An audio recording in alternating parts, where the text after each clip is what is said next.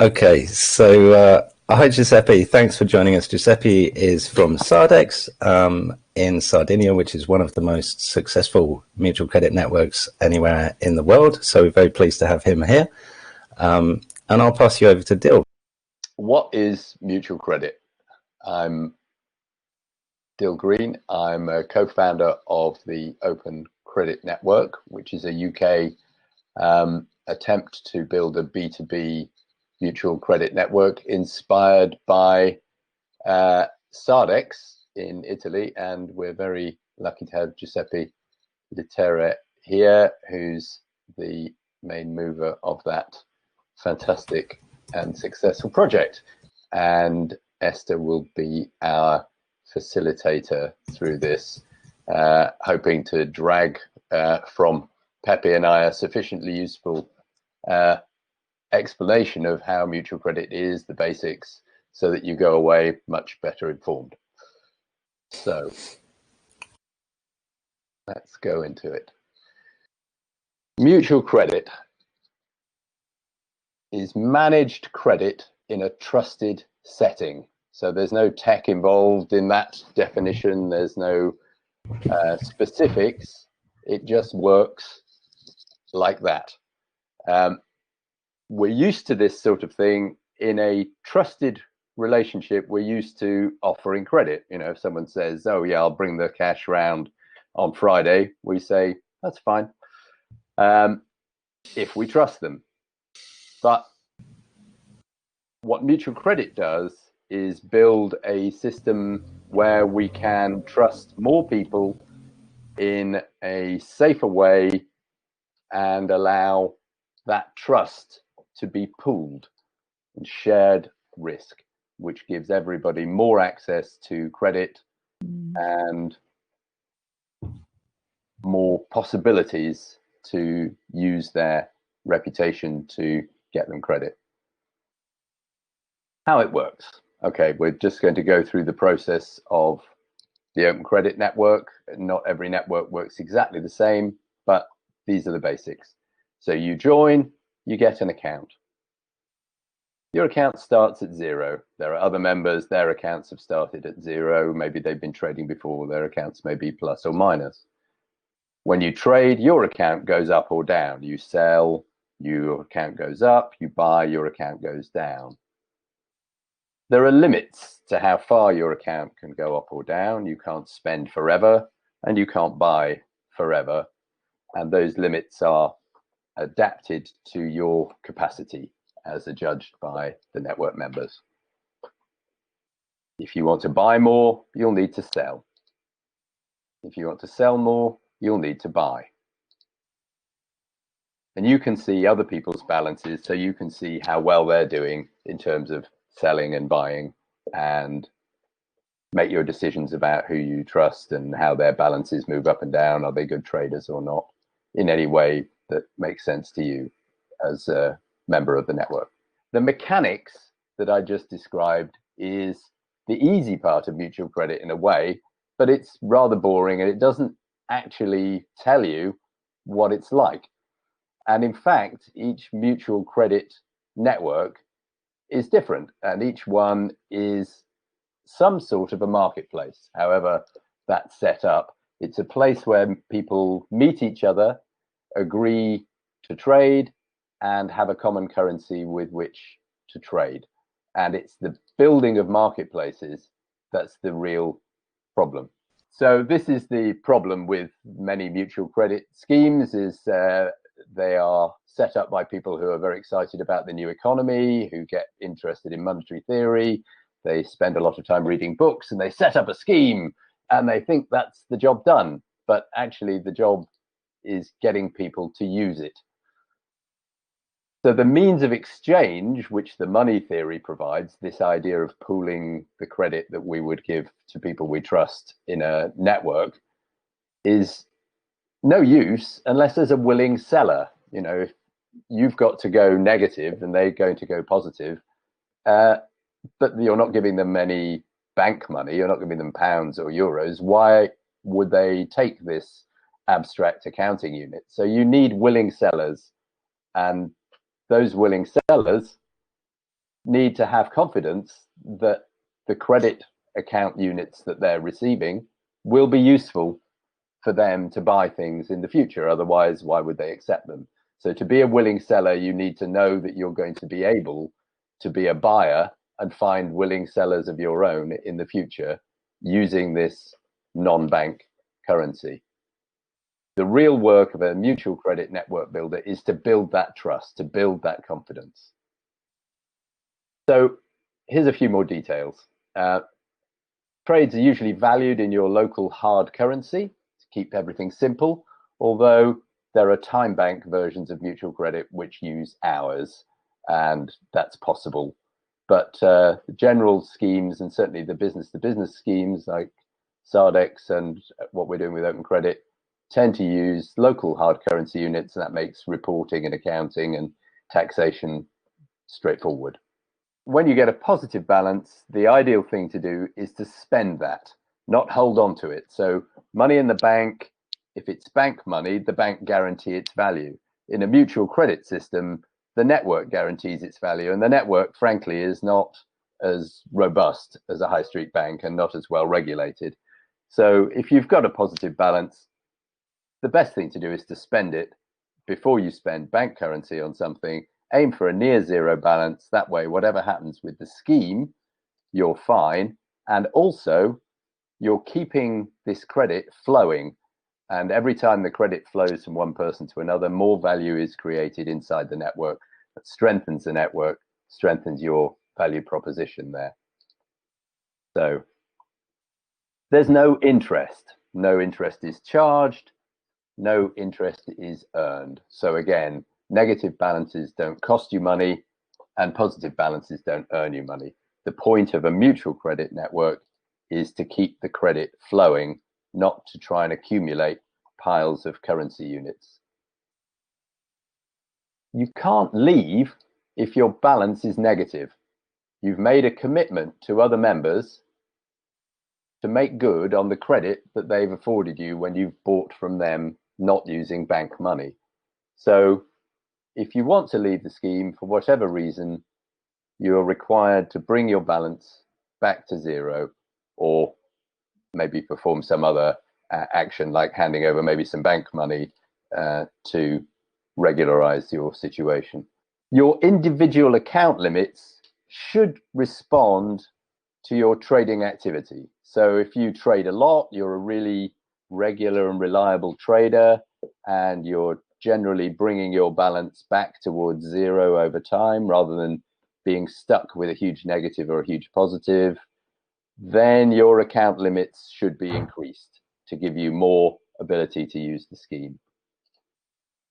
And it's not a tax dodge. This is not a way of hiding your benefit from your trade from the taxman. Taxman figured this out donkeys years ago, nothing to do with mutual credit. If you swap goods for other goods and don't use money, they still want to know about it. And so mutual credit is not a tax dodge. You can do blended trades. So if you are thinking of selling something and you think, oh yes, but I paid 100 euros for this and I'm only making 10% profit on it, you might say, well, I can sell it you for my 110, but I want £100 and I'll only take 10 in mutual credit. And in most schemes, that's allowed. Why? A mutual credit economy, in a theoretical way, is a great thing. It will drive localization, drive circular economy, emphasizes value creation over accumulation of piles of money or growth for growth's sake. And all those are great things. But still people say, yeah, but this is money. I'm not sure I can join this because I need money. So saving civilization, everybody wants to do that, but everybody has to live. So mutual credit has to work at least as well as the money we're used to. And we think actually it can work better. So what are the benefits for you or your business? You can spend before you earn. With bank money, you have to work before you get it, or you have to borrow it from the bank and pay interest. But in mutual credit, because you're trusted, you spend first. Somebody has to spend to get the credit flowing. There's no interest payable. So if you get stuck with a negative account and you're sick or for some other reason can't trade for a while, you won't come back and find that you're 10, 20% worse off than you were 3 months before. Trading within the network frees up scarce bank money for use where it's necessary. So if you've already got an overdraft at the bank and you want to buy something, you're stuck. But in the mutual credit system, you might be able to buy something that allows you to do your next sale and trade your way out of trouble. If you can spend before earning, then so can your customers. So there's more liquidity inside a mutual credit network. Everybody's got access to credit, and that makes for higher trade volume, higher value production. Trade within a trust network is going to be less risky.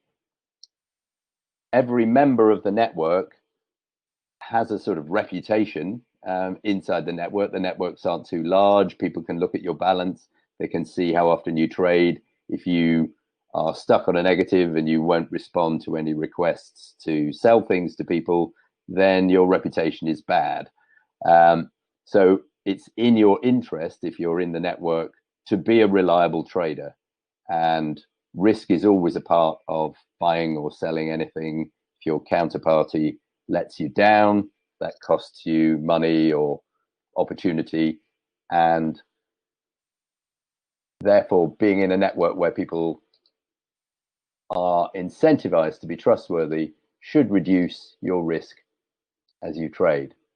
That's probably taken a lot longer than my allotted 5 minutes, so I'll stop. Thank you. Thanks, Dil. Esther, feel free to coordinate. I'm jumping in. Hi, everyone. Hi, Giuseppe. Thank you so much for that, Dil. It was incredibly interesting. For those who don't know me, I'm Chief Exec of Social Change Agency, and I am a self-professed ignoramus around mutual credit, which is why I'm here. Hopefully being able to help my understanding and in doing so helping yours. So, Dil, that was great. I've got a list of questions, but before I start with that, Giuseppe, do you want to step in and sort of give us your history and your story? Yeah, sure. Thanks for Dil and Ollie and all the crowd everywhere for inviting me and us. I mean, and then I represent a team. It's not just one-man show here. These things rarely work just with few people. So back on the story, Sardex has been working in Sardinia, and actually Sardex.net means Sardinian Exchange Network. That was the beginning of the story back in the day, almost like 10 years ago. From that time, we set out following the footsteps of other experiences, like, for instance, the Veer Bank in Switzerland. But you know, there's a long history of these sorts of system dating back, like you can go back as the beginning of writing, basically, which was credit. The clay tablets in Babylon were basically credits and debits between people accounted on the database of the day, which was clay. So back to 2009 in Sardinia, we get hit basically by the financial crisis. Companies started to get denied access to bank lending and bank credit, and while we looked for solutions. At that time, we used proprietary software and set up a company. We are not a cooperative. We were at that time 5 people, 4 out of 5 unemployed. I had just came back from England, and we wanted to do something about the situation. And mutual credit as a general idea seems to us something that could really help.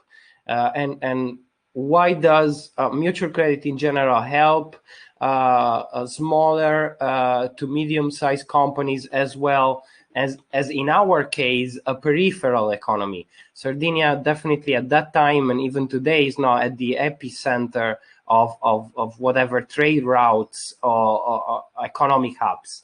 And being in the periphery, weaker parts of the economy, and I'm referring to the guy doing plumbing, as well as the small restaurants or the small grocery store, or the small-time farmer or the farmer's co-op, whatever. Those guys generally get less credit when they need credit. And this is happening again right now. Big corporates get support because they're few and they're huge and they employ lots of people. At the same time, the small guys, the medium-sized companies don't get that support. And here comes mutual credit, where companies can enter a trusted environment where they get, in our case, a set of services which are mostly digital, and a set of tools like the online account, the app, etc., that basically function as a way for them to pay and get paid, as well as keeping track of all balances and of all transactions in the network. And on top of that, what is our value add is that we complement these basic business-to-business offering through time with new products and services. Some rely on humans, and we're proudly happy about that. And that is, for instance, the brokering services, where we try to match what businesses need and what they can offer. And we try to manage the marketplace as to have always a higher amount of goods and services for the amount of units and credit in the network. That is a very important point. This is the opposite of fractional banking that we have in normal money, where you have a multiples amount of debt for the same amount of goods. In our case, we're trying to reverse that. Basically, the result of all these is that companies can access credit at fairer conditions between each other. They can pay and get paid B2B. On top of that, we also have included workers and consumers in the scheme. And this took us a really long time, but it's an iterative process. We believe that you cannot, there's not a one-size-fits-all solution, and you need also to listen to the users, to the people who use these sort of tools. So then right now you can have companies that use credits to pay for their supplies, as well as to pay for some salaries or benefits for their workers, and also to incentivize local cash spending at their premises. So that is the consumer extension of mutual credit that I don't know, many other systems have reached this stage and have this sort of feature. In short, taking part to Sardex and complementary credit system or mutual credit system has numerous advantages for the participants, but it also has, as any tool, has strengths and weaknesses. And we always made sure in our communication that, and also in dealing with companies, because we aim to serve the real economy. That's the other principle that's really important. And doing a service, you should be really clear about what's possible and what's not, and how you can use these instruments. And that's also coming back to Dil's presentation. There are some key points that we share that is mentioned, and one of them is really important, is being in equilibrium, as is not the case in what we are accustomed to with general, let's say, bank money or standard money, where the more you have, the better off you are. That's the sort of folklore. In a mutual credit system that is complementary and really exists. Sorry if I digress a little here, but we've reached now, we've done over a million transactions on various regions in Italy, mostly in Sardinia, but also elsewhere in Italy. So you've got 10,000 companies using the system every day, doing like some 60 million euro worth of economic trades per year. This is amazing. But again, if you start from looking at a very, very micro perspective, so this is impressive if you think in terms of, thousands of companies are doing 20% more, or they're doing 20% different through us. And that's important. But it's like being a glass of water, a fresh water, in the Atlantic Ocean. That's really the scale. And we've got to be humble, all of us, approaching this sort of challenge, because people don't realize these. And secondly, again, in terms of discourse and knowledge, fish don't know about the water. They don't know there's salty water and fresh water. Generally, I don't know any dolphin discussing among themselves about the saltiness of water. Same as us when it comes to money. We take it as a given, but there's a difference there. Difference is money is a social construct. And the chemical bond between water and salt in the ocean is less social. There's less to be discussed about it, I would argue. It's Mother Nature's given. And maybe, it will evolve. Put some plastic in there, and Mother Nature will love it. So the challenge is huge, but at the same time, I can say, at least for our experience, and some others definitely are on the right track, is that if you serve and try to, in our case, we didn't do a very cooperative design phase. We just started 5 people at a clear design, simple design that was approachable and adoptable. That's also very difficult. That's not a technical or geeky stuff, but going to a plumber and convincing him to give 20% of this time to a network of other people like him, where if they all behave well, the system runs well. If they fuck up, the system doesn't work. That's the other thing that's quite difficult, and it doesn't have anything to do with technology, is that people and companies are used to rely on a lot of invisible institutional infrastructure that's taken as given, that's easily forgotten. And when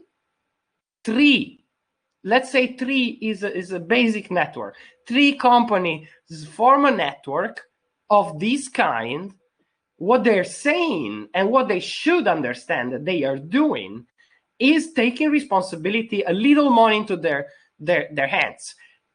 That implies that there's nobody to blame outside of the 3. in the network.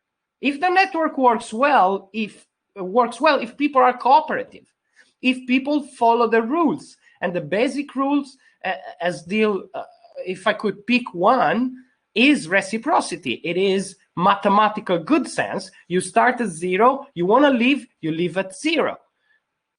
I don't know. I think I might stop here to leave maybe room for questions and the like. I could go on, but it's more of free flow. So I hope it was clear. It was very, very clear. Very detailed as well. Thank you, Giuseppe. That was brilliant. Are there more people that are confused about mutual credit, or more people that understand it? I'll give you the scores on the doors. I understand mutual credit very well, 39%. I understand mutual credit somewhat, 22%. I understand mutual credit a bit, 17%. I find it confusing, 6%. I don't understand it at all, 2%. So I'm just going to ask a few questions now. That was in a lot of detail from both Dil and Giuseppe, and coming from someone that doesn't, it's not really my world, so I don't know the full ins and outs, but I'm curious to know what your favorite mutual credit is, and you can't say your own. That's cheating. Like, what's your favorite scheme and why? Historically, historical, current, whatever. Okay. Well, I might say, and that's the Swiss veer for the first 3 to 4 years, because then they changed and evolved. I would say that. A second, if I can I do 3? That's cheating. Okay. No, come on. You have to tell me. I don't know what the Swiss veer is. Oh, the Swiss veer. Veer in German is the equivalent of us in English. So start from there. And so basically 1934, you had a mixed group of people, sort of like 30 people, 50% artists, 50% entrepreneurs. That's a crazy sort of genesis story, if I remember well. Zimmerman was one of the leading promoters, and they basically said, let's get together and build a Wirtschaftsring. That's translated into English is an economic circle, and that's where you get the one of the most successful and long-standing example of a bottom-up group of people in one location in a specific point in time, sitting around the table, shaking hands, agreeing on certain principles, and trading with each other in their own credit system, in their own, if you want, call it form of money. Why is it irrelevant is that system became one of the biggest cooperative banks in Switzerland. It's active to this day. They reached a peak sometimes in the 90s, where they had 1 every 4 companies in Switzerland in the building sector was part of the network. This is pretty huge numbers. I think they had 80,000 members. One peculiar aspect that I would say is that they now probably are again undergoing another evolution, but they're definitely more, and they've always stayed mostly B2B. In our case, we work with the third sector. We cooperate with the public sector. We work with workers, consumers. In our case, we try to keep the vision that they had at the very start. That was, this is a society enhancing sort of tool, and it shouldn't just be a business thing. But again, if you take out the state, if you take out of the institutional framework, and you've got, let's say, 20 people around the table, and it's 20 businesses, then you get a chance to kind of bootstrap a microeconomy if they have productive capacity. If it's me, Right. Ollie, you, and Dil exchanging words, we can talk as much as we want. At one point, we'll have to go eat. So who's going to bring the tomato on the table? That's what this system should be about. This is not about technology. It's not about probably, I would say, even political stances. And definitely this shit is political. But the pound is political as well. Yeah. Let's us not forget that. It's not neutral. No. Again, the water is neutral in the ocean. The rest can be agreed. Damn, I forgot. Stop you there. I'm going to ask Dil, what's your favorite system? So I'm going to have to say that Sardex is my favorite system. And that's not just being nice. I was one of the founder members of a mutual credit scheme in Brixton in the 1990s, and they were known as let schemes, and they were person to person. And we had a fantastic time in Brixton. We built an enormous amount of community. We had 600 members, which was huge for a let scheme. We had all sorts of great things went on. But what confused us was that all the economic stories we'd told ourselves didn't come true. We weren't the seed of a new economy. And at the time, I just didn't figure that out. And I went off and I was an architect and I got busy, and the scheme didn't want to grow. And I was only interested in if it would grow.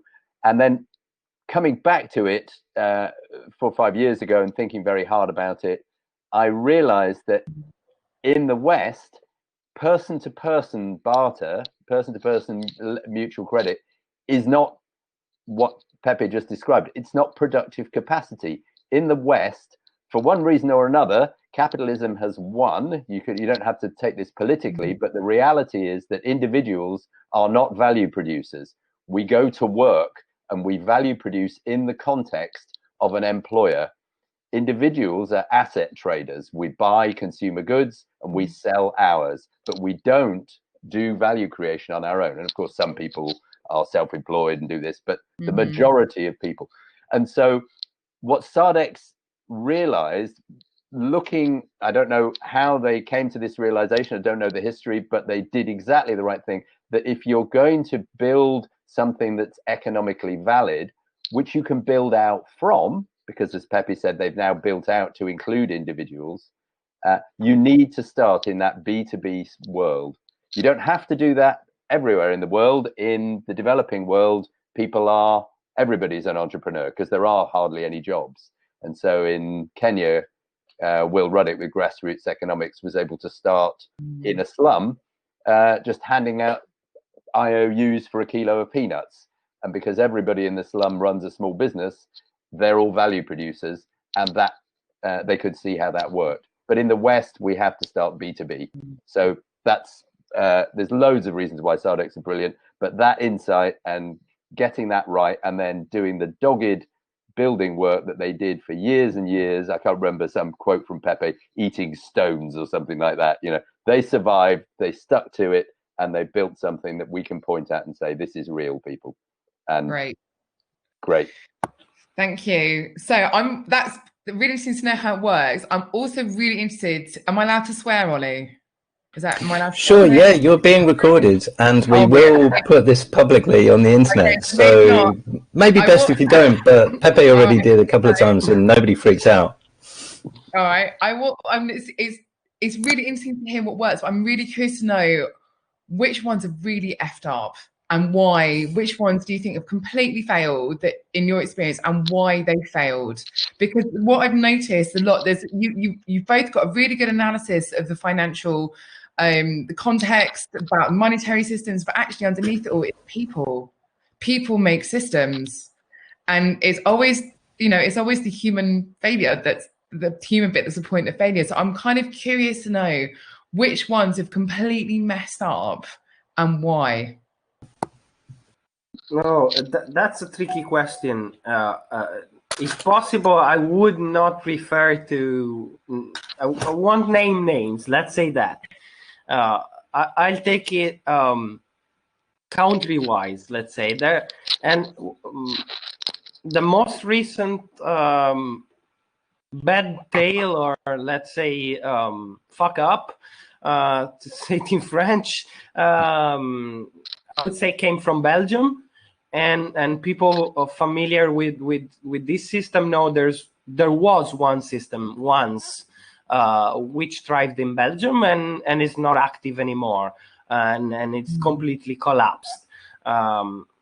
What are the reasons? I know some of it because the world is really small, Europe is really small, and when you have been and we've been around for some times, you have relations and you know stuff. And in that case, I would say that the reason for the failure is human greed, plain and simple. Instead of serving, I think these people started to wanting to be served by the community that they created, helped grow, and you can't get, from my understanding of it, it's really hard to legislate inside a system to stop that happening. Or have I got that wrong? No. Okay, You stop greed from occurring in people inside the schemes. There are numerous ways.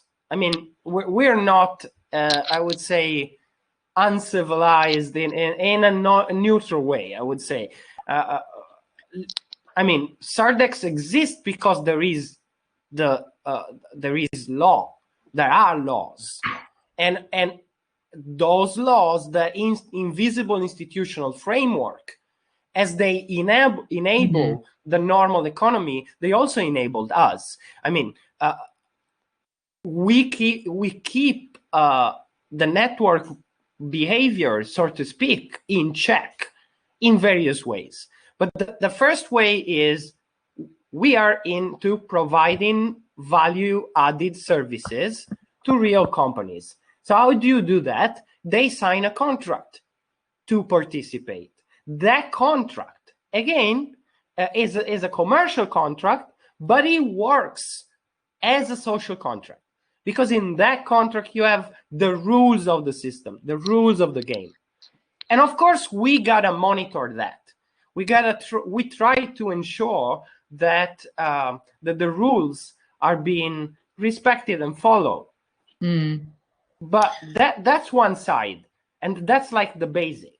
But if you design a system so that it can be exploited, or let's say it can be gamed in favor of the house, it's the casino.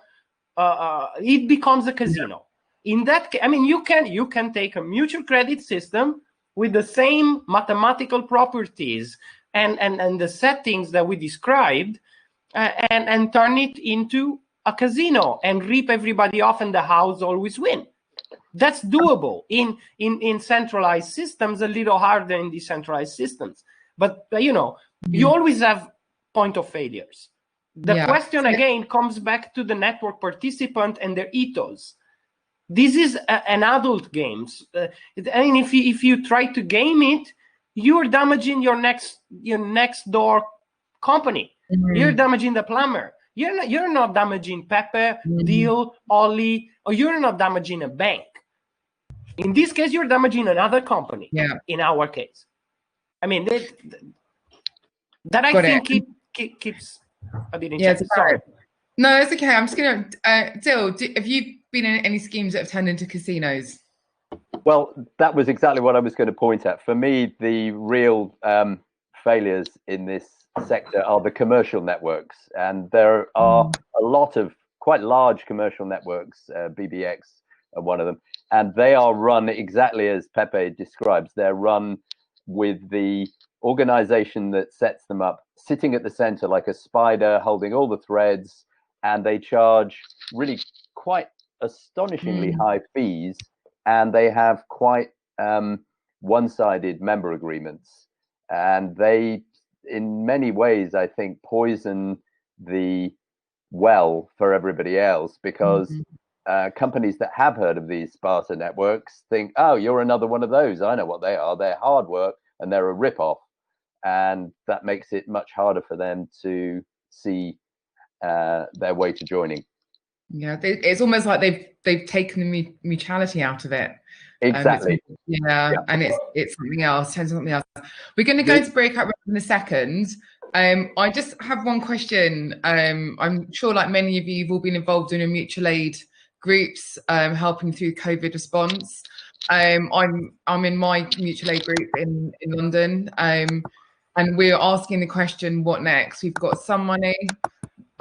We've got a whole bunch of people that want to do some good, but do not. It's the first ever step into community support of any kind. How do you even start socializing the idea of new forms of currency and new forms of credit? What would be your first? Just keep it short, because I know both of you like to chat and we haven't got a lot of time. So, what was the one thing that you would say to someone who wanted to start exploring it? So the way we started the Brixton Let scheme is 12 people sitting around a table. We talked about it for a couple of hours. We just got to an understanding. And then eventually we said, okay, are we going to do this? And we said, yeah. So we started right there and then.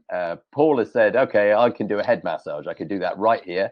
And someone around the table said, okay, that sounds nice. I've been sitting here for 2 hours. That would be fantastic. She did a head massage for this guy. She was plus 10. He was minus 10, and we were away. Right. It's exactly a social process. Don't go away and do technology and do spreadsheets and, hand out surveys. Get some people in a room together, get them to understand why they might join. And also, the key thing to understand is if it's a P2P thing and it's in England, it's about community building. It's not about changing the economy at that scale, but it is a fantastic community builder. And what you build is acquaintanceship, and that's a rare thing these days. People that you can see in the street and say hi to, and not have to say, "Oh, we must go to the pub," knowing that you're both lying. Thanks, Dil. Giuseppe, one sentence. How would someone first start? Well, in our case, we started B2B, and the thing we did was sitting around the table and starting a company. And the next step was going and actually sitting around the table with all our friends at that time who had a company, like the printing shop guy, who was there, the butcher, and I forgetting the third one, but it was basically the first 3 people we talked about it. And then from there, at that time, there was freedom of movement more than in the past months. So we just went out and talked to companies. And companies, of course, they were looking at us like aliens.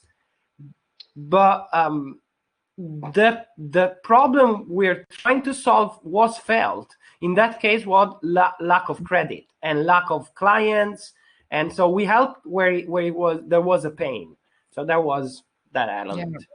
Great, thank you, Giuseppe. It's a great answer there. You say things are going really well throughout the COVID. Yeah, I mean we've done the best quarter ever. This closed in May. That's encouraging, but we had a dip during the lockdown, because really 50% of companies not operating. Definitely that affects even our transaction volume. No questions. Things are now back on track, sort of, as the lockdown is easing. Though, I mean, as much as it's good for us, and I'm very worried nonetheless, because the impact on cash flow is devastating. But even for highly skilled companies, like there's engineering studio here in town, which went from 40 people to 10 employed. because they got like all their contract canceled and stuff. I mean, I think we will see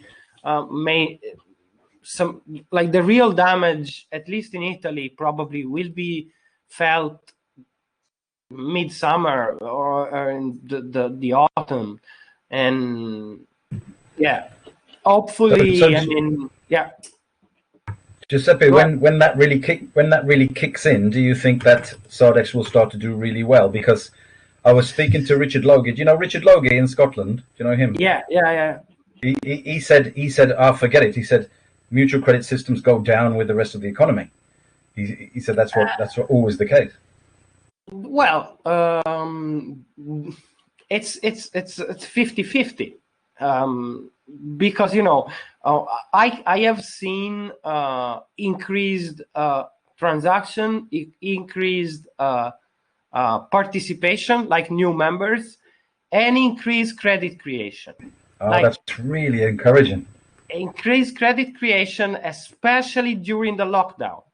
So trust was growing during the hardest time, and that's really positive. Now, I sort of agree also with Richard Logie when anybody says, my example with the ocean and the water and the glass of water, right?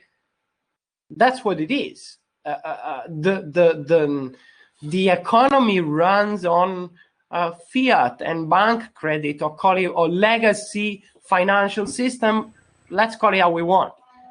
But when a shock hits the main system, the complementary system is affected, no matter. And it is affected in a good way because it sees an increase, true. But in a bad way, because if we have a mass failure of the hotel, restaurant, and catering sector on the island of Sardinia, which like 30% of GDP is tourism. I mean, consider we've been talking to account.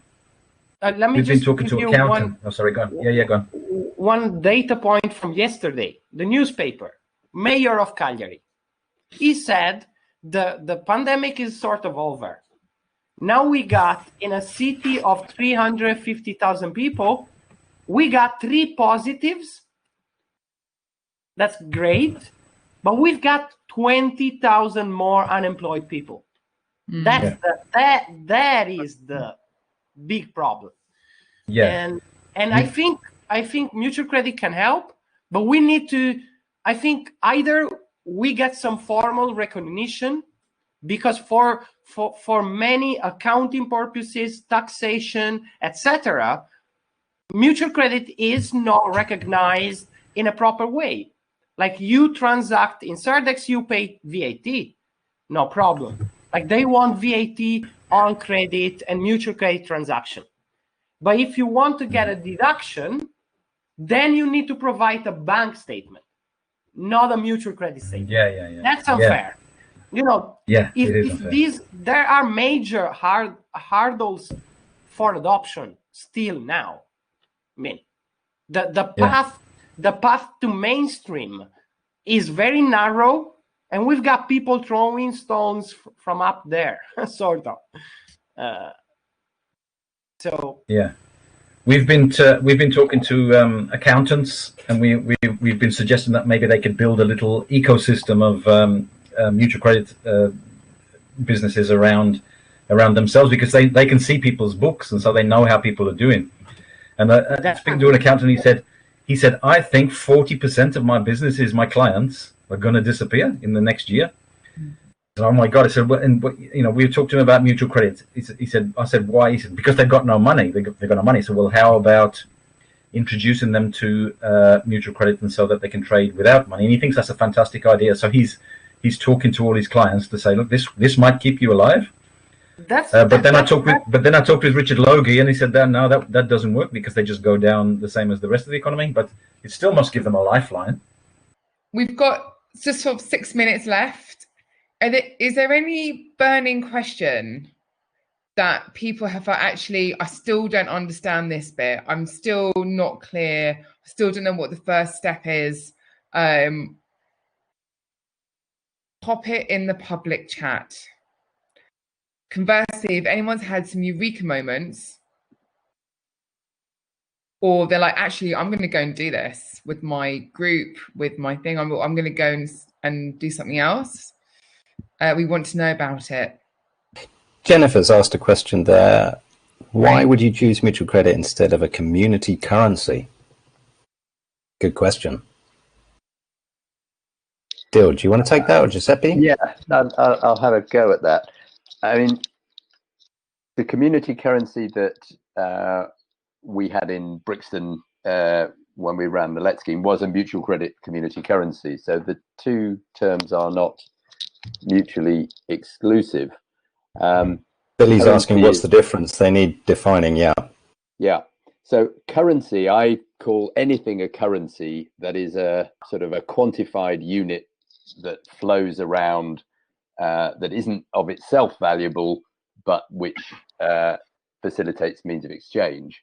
And so mutual credit in that sense could be considered a currency, even though it's not legally a tender. So for me, mutual credit is a community currency, but what matters is the setting. So if we have a business to business scheme, businesses don't tend to form terribly strong communities. They support communities of workers within them, maybe, and of stakeholders around them. And what Sardex have shown us in the last 3 years is that they can extend their business to business scheme with a business to employees scheme and give access to credit that's generated by the business with other businesses as part of their wages. So a community currency is really about building, I would say, really about building community and connections and interpersonal links and social resilience. It is not really an economic engine. It's great for swapping spare tomatoes and babysitting and things like that, which make an enormous difference in people's lives. This is not at all saying those things are not important, but it doesn't connect up with the economy in the West. May I chime in? Mm-hmm. On the mutual credit versus community currency debate. I mean, very shortly, I mean, there's a lot of confusion on the terms, but I think the distinction is simple. When we refer to mutual credit, in Italian we say Sardex is un circuito di credito commerciale. So it's a trade credit circuit, which is something that's even different than any other definition, but we chose it for a reason, to stand out and not be in the sort of mishmash debate in Italy as well, and in Italian. But the very basic difference between what I would say complementary credit network and a complementary currency is that the currency is generally backed by fiat somewhere and is exchangeable. So you need a reserve, you need some cash in to start the thing. When it comes to a complementary credit network, the difference is it's the members who create the currency, in this case, the credit entry. The big difference is between something that's like can be objectified, like a Bristol pound comes also in a paper form. So you're familiar with that. And that's basically an equivalent to the British pound. And it's backed by a British pound. So it's a British pound wrapped into a specific area and a specific branding, our identity, if you wish. When it comes to mutual credit, there's no such a thing. It's a credit entry. In reality, there is no physical Sardex or physical VR. They do not exist. They exist in some articles because people made them up. But that's because we as humans like to fetishize stuff, objects. That's probably a primal tendency. Apart from that, it's credit entries. So the difference is between something that's a thing, so a pound that can be exchanged for a local pound and back. And the other is a community that writes down entries, credits, debits, and transactions. I just want to say thank you very much to Giuseppe and to Dil for really inspiring presentation and being available to answer questions. Thank you very much. Thank you, Esther. Thanks for hosting us. Esther.